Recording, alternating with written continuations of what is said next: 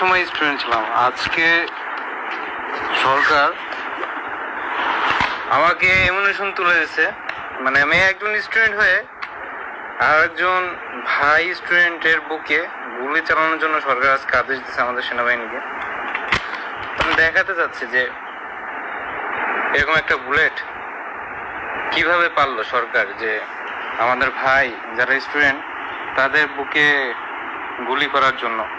না, খুব খারাপ লাগলো যে যে সেনাবাহিনীদেরকে এত সম্মান করে আজ সেনাবাহিনীকে আজকে গুলি করার জন্য আজকে আদেশ দিছে। 120 রাউন্ড করে দিয়েছে। আমার মানে সত্যি খুব যাওয়ার ইচ্ছা ছিল না, কিন্তু তাও বাধ্য হয়ে আমাকে যেতে হচ্ছে। মানে আমার কথা আসতেছে না, মানে কি বলবো, মানে সরকার এত নিচে হয়ে গেল, মানে